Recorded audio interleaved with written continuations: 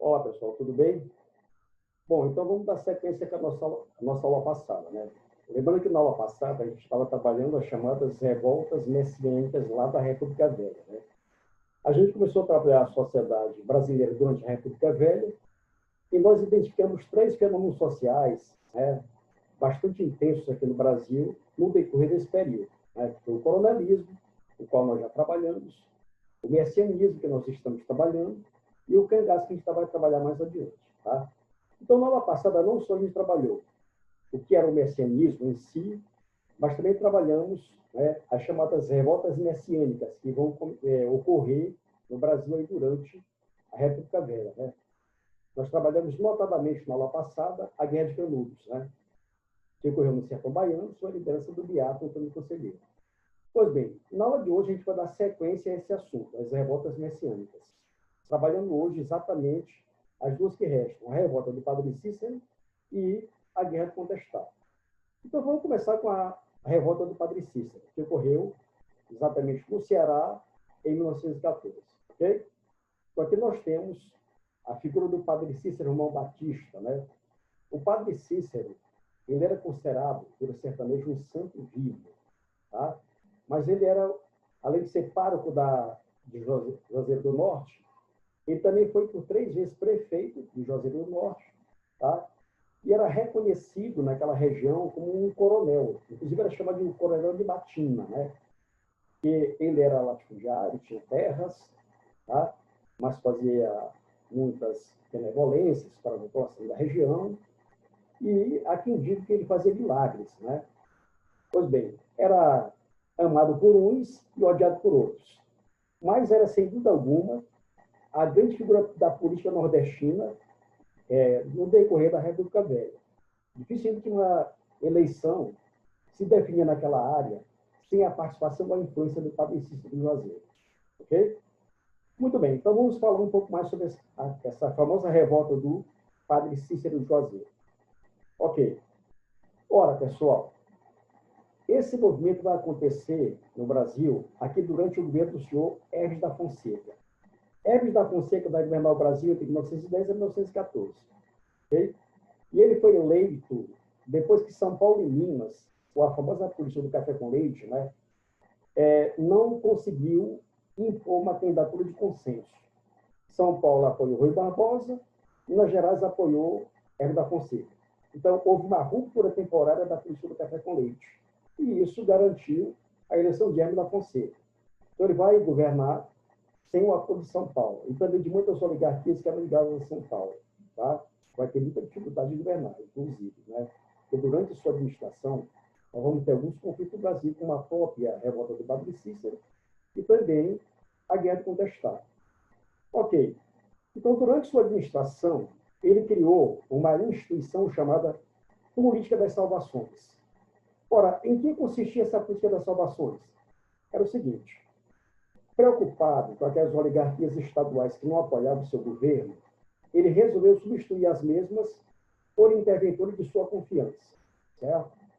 Para isso, ele alegava estar salvando os estados da corrupção e das irregularidades. Mas, na prática, o que ele estava fazendo, de fato, era afastando os seus adversários políticos, né?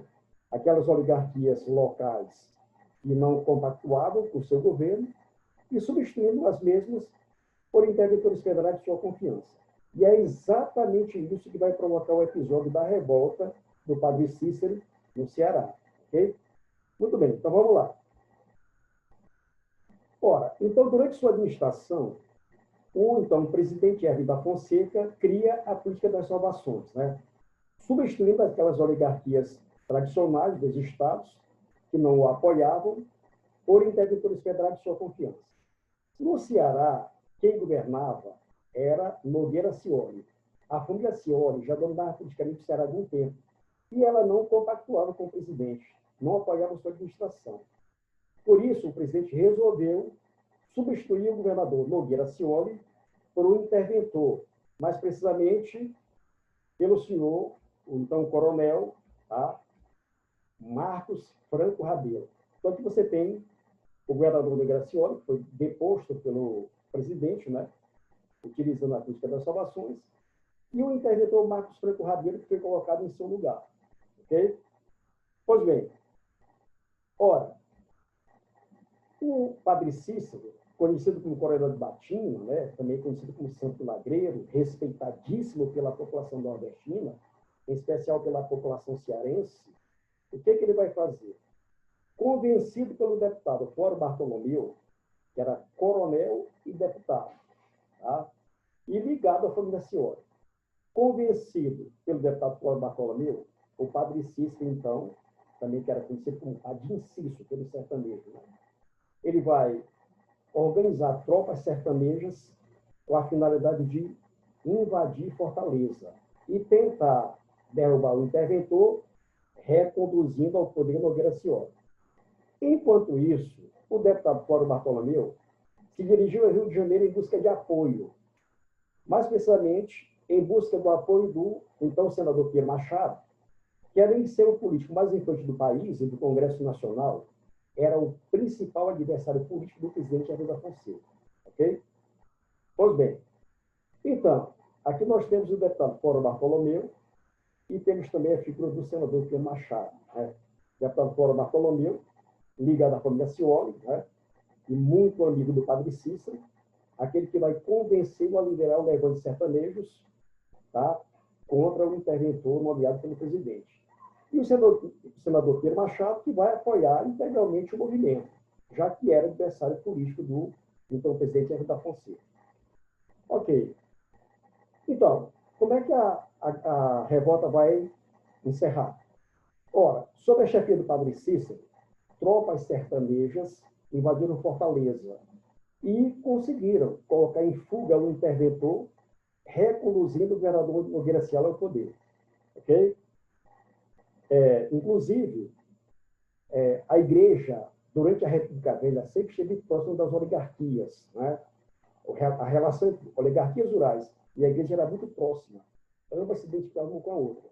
A participação do padre Cícero nesse episódio deixa isso bem claro, como a igreja apoiava as oligarquias locais. Tá? Pois bem, então o governador Nogueira Cioli, ele é reconduzido ao cargo depois desse episódio da revolta do padre Cícero. Só que o presidente Jair da Fonseca, ele vai denunciar o padre Cícero ao Vaticano. Nessa ocasião, gente, religiosos, católicos, não podiam participar de questões políticas, eram proibidos. Só que o padre Cícero, ele era muito ligado à política nordestina. Inclusive, já havia sido 3 vezes prefeito de Juazeiro do Norte, né? E, mais uma vez, estava envolvido nesse conflito político. Então, a igreja vai excomungar o padre Cícero e ele vai morrer sem ter o seu direito sacerdotal de volta, né? Mas, mesmo assim, mesmo excomungado pela igreja, ele continua a ser venerado pela população sertaneja como um santo milagroso, né? E até os dias atuais, a cidade de Juazeiro do Norte, né, ela vive em função do seu nome, né? A figura santa do padre Cícero João Batista de Juazeiro do Norte. Até hoje ele é considerado o maior santo nordestino. Claro que, posteriormente, ele foi reabilitado pela Igreja Católica, né? Mas muito tempo depois. Ok? Então, esse episódio que a gente vai chamar de a revolta do padre Cícero de Juazeiro. Por que eu posso considerar esse movimento como sendo uma revolta messiânica? Pelo seguinte, esses sertanejos que vão participar desse levante, na realidade, eles não têm nada a ver com política. Eles não são contra o presidente Jair da Fonseca, muito menos a favor do governador Nogueira Cioli. Eles vão participar desse movimento em respeito ao líder, a liderança do padre Cícero Juazeiro, a quem eles veneravam, certo? E, acima de tudo, temiam, ok? Então, isso é característico de uma revolta messiânica, certo? Ora, a última revolta messiânica que nós vamos trabalhar é a Guerra do Contestado, que é uma guerra bastante longa, né? Ela vai ser travada aqui de 1912 a 1916. E acontece lá na fronteira dos estados do Paraná e Santa Catarina, né? Região que era conhecida como região do Contestado. Por quê? Porque essa área, rica em araucárias, ela era disputada pelos 2 estados. O Paraná achava que a região era sua e Santa Catarina também achava que a área era sua. Então, havia uma disputa e, posteriormente, foi levada ao Supremo Tribunal Federal, né, dos 2 estados pela região citada. Então, nessa área que nós vamos ter a chamada Guerra Santa do Contestado. Ok? Então, vamos trabalhar esse movimento. Vamos lá. Olha só, gente. Então, como nós falamos, o conflito vai ocorrer na fronteira dos estados do Paraná e Santa Catarina. Certo? O governo federal, ele decidiu construir uma ferrovia ligando os estados de São Paulo ao Rio Grande do Sul. Essa ferrovia ia atravessar exatamente essa região do contestado. Ok? Muito bem. Então, os trabalhos de construção dessa ferrovia foram deixados a cargo de uma empresa norte-americana, né? A Brasil Rail Company, que era de propriedade do então magnata Percival Faccar, multimilionário, empresário. Além de ser o dono da empresa ferroviária, ele também era dono de uma empresa madeireira chamada de Southern Brazil Lumber and Colonization Company, certo? Muito bem. Essas duas empresas vieram para cá se estabelecer na região do contestado. Uma para construir a ferrovia, que cortaria a região, e outra para explorar a madeira, que era bastante abundante nessa área. Ok. Então, aqui nós temos o senhor Percival Faccar, né, multimilionário, empresário da época, com negócios espalhados pela América do Sul, pela América do Norte, pela América Central, pela África, certo? E nós temos também aqui a área do conflito, a área onde vai se estabelecer a guerra do contestado. Observem que nós temos bem aqui o estado do Paraná e aqui o estado de Santa Catarina. O local específico da guerra é esse aqui, ó, certo? Então, aqui que nós vamos ter a chamada Guerra Santa do Contestado. Ok? Muito bem. Então, gente, como é que vai se desenvolver esse conflito? Como ocorreu esse conflito? Ora, o governo federal, ele, como forma de pagamento, né, à empresa pela construção da ferrovia, ele estabeleceu que 15 quilômetros de cada lado da ferrovia, certo? Que ele considerava como sendo terras devolutas, passariam a pertencer à empresa ferroviária, certo? Só que essas terras não eram devolutas, não eram abandonadas como o governo pensava que era, ok? Elas eram ocupadas por poceiros que habitavam na região, inclusive alguns habitavam lá há gerações, tá? E até mesmo pequenos fazendeiros que habitavam também nessa área. Esse pessoal normalmente trabalhava ali na estação de madeira, né? Praticando o extrativismo, tá? Trabalhando com coleta de frutos, etc. Né? Pois bem, e já estavam ali há muito tempo. Tá? É claro que essas pessoas não aceitaram ser tiradas da sua área para ceder lugar à construção da ferrovia. Okay? Outra coisa é que, com a construção dessa ferrovia, essas terras se valorizaram sobremaneira. Então, muitas pessoas, fazendeiros e até mesmo empresários, eles passaram a adquirir terras na área ou próxima dessa região, a fim de explorarem a madeira, ou seja, araucárias. Essa área era muito rica em araucárias, né? E principalmente vender essa madeira para a empresa madeireira de Percival Faccar, que também havia se estabelecido na região. Ok? Muito bem.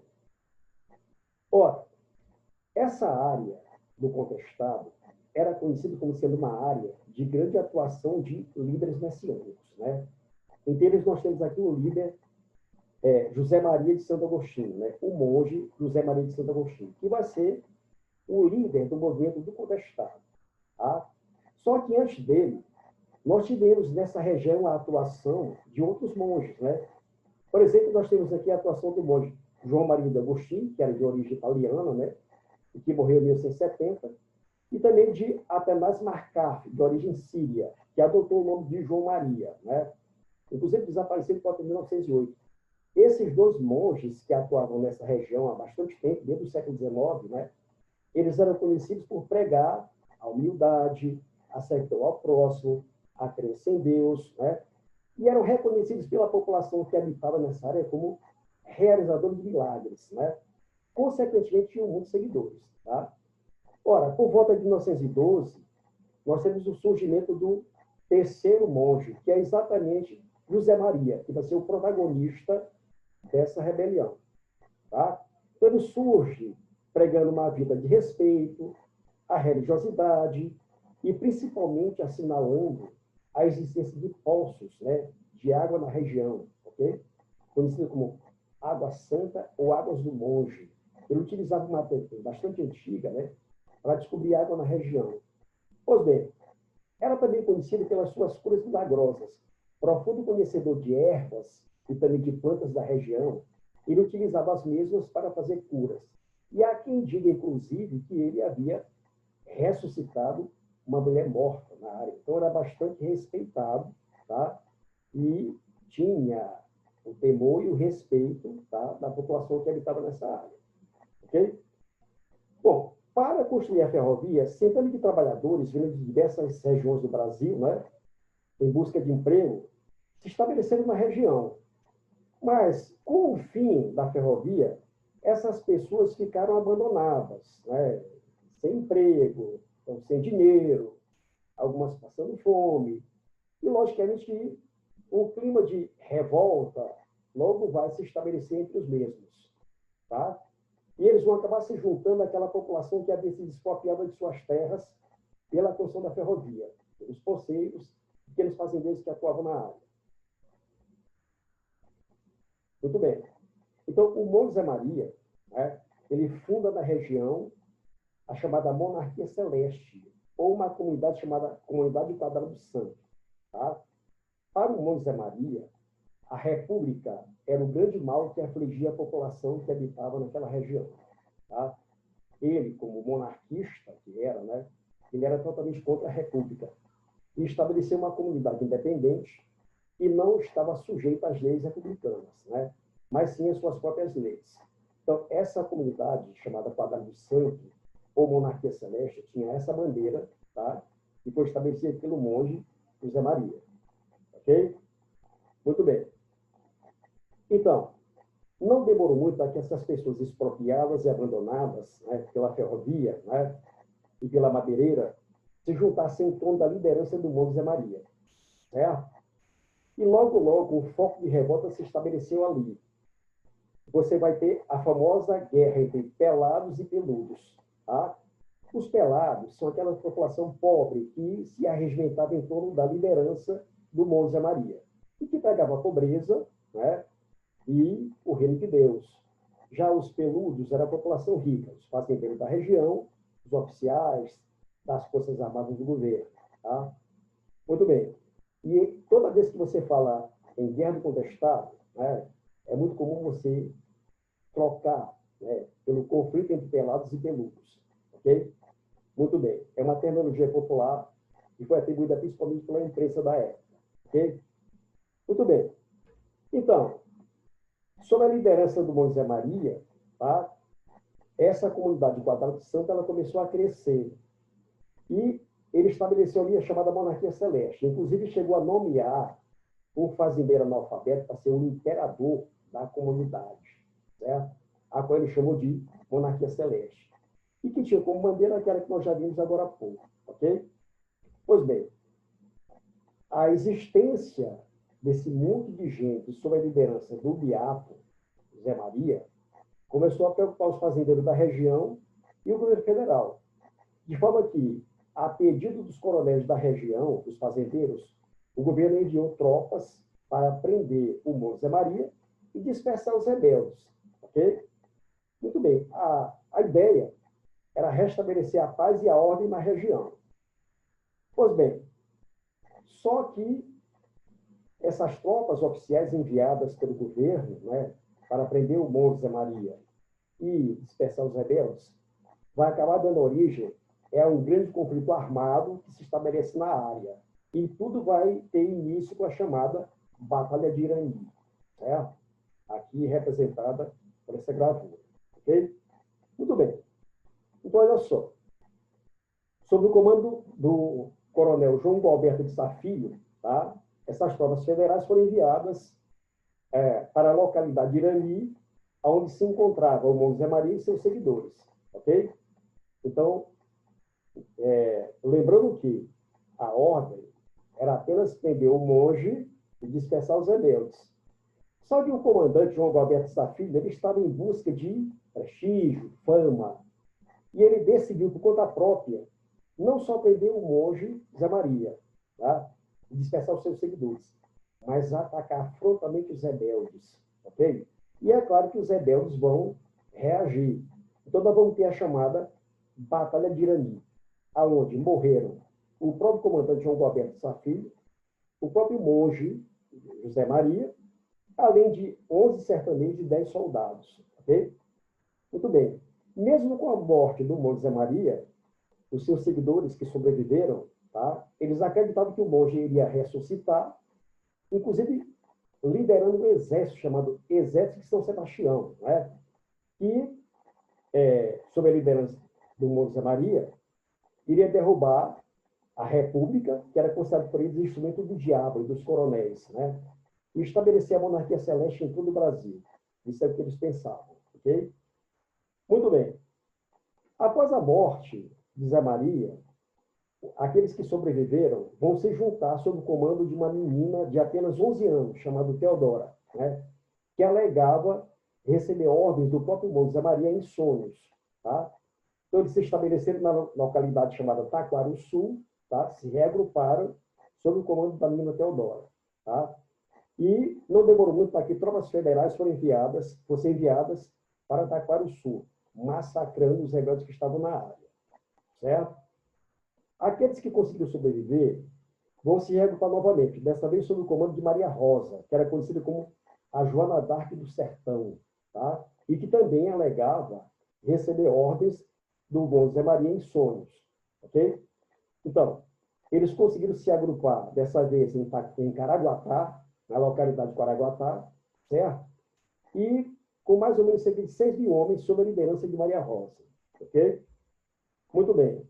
Não tendo o mesmo armamento das tropas oficiais, eles vão atacar utilizando técnica de guerrilha, emboscadas, tá? E deflagrando contra os coronéis e contra as tropas oficiais a chamada Guerra Santa. Então, eles atacavam as fazendas, saqueavam essas propriedades, os coronéis, né? Sempre pegando a pobreza. Pois bem. Bom, aqui nós temos a figura do coronel João Gualberto de Sá Filho, né? Aquele que foi o protagonista da Batalha de Irani, né? Não esquecendo que ele foi enviado, gente, apenas para prender Zé Maria e dispersar os seus seguidores, né? Mas em busca de prestígio, né? Quem sabe de uma promoção, de fama, ele acabou atacando os rebeldes e acabou gerando aquele episódio que vai dar início ao confronto armado, certo? Entre rebeldes e tropas oficiais, ok? Muito bem. Então, como é que vai encerrar esse conflito? Ora, como o conflito se generalizou por toda a região, o governo então envia tropas oficiais, né? Dessa vez sob o comando do general Carlos Frederico de Mesquita. O general, a princípio, vai tentar um acordo com os rebeldes. Então, ele promete anistia geral, ninguém seria preso, e até mesmo disponibilizar terras para todos aqueles que se rendessem. Então, com esse acordo, ele esperava que os rebeldes abandonassem o conflito. Mas os rebeldes não abandonaram, pelo contrário, continuaram firmes no seu propósito, né? Porém, uma epidemia de tifo fez com que os rebeldes abandonassem a localidade de Caraguatá e procurassem outros municípios, né? E, temporariamente, os conflitos cessaram. Então, para o coronel Carlos Frederico de Mesquita, a guerra havia acabado. Porém, era apenas uma conclusão errônea por parte dele, porque os rebeldes estavam se mobilizando em outras localidades, ok? E, sob o comando de Deodato Manuel Ramos, o Adeodato, que é aceitado por Deus, eles vão novamente se reagrupar e vão voltar a fazer suas incursões, atacando fazendas, saqueando as mesmas, levando o terror à região, ok? Para acabar com os rebeldes em caráter definitivo, o governo federal, agora já sob o comando do novo presidente da República, né, Venceslau Braz, que foi eleito pela reconciliação da política do café com leite, ele era mineiro, tá? Então, o coronel Setembrino de Carvalho foi enviado com tropas federais para a região e com a missão de pôr fim ao conflito, ok? Muito bem. Então, utilizando-se de diplomacia, ele conseguiu entrar em contato com alguns líderes, tá? Propondo anistia, desde que eles abandonassem a guerra.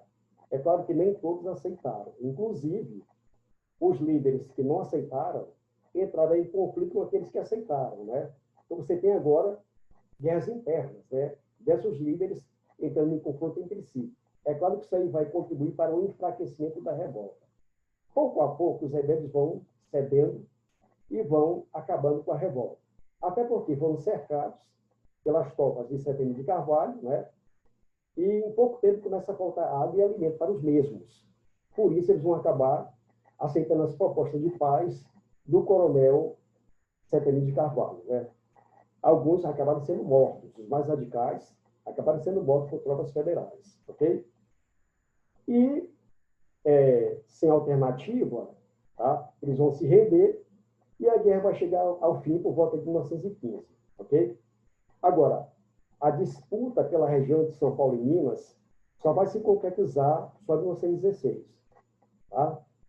Muito bem, gente. Então, esse é o desfecho da revolta, tá? Da Guerra do Contestado. Ou seja, a última revolta messiânica que nós teremos aqui durante a República Velha. Então, ficamos por aqui por hoje. Na próxima aula, a gente vai continuar ainda com sociedade brasileira na República Velha, dessa vez destacando outros movimentos sociais que vão ocorrer nessa época. Tá? Um abraço, até a próxima.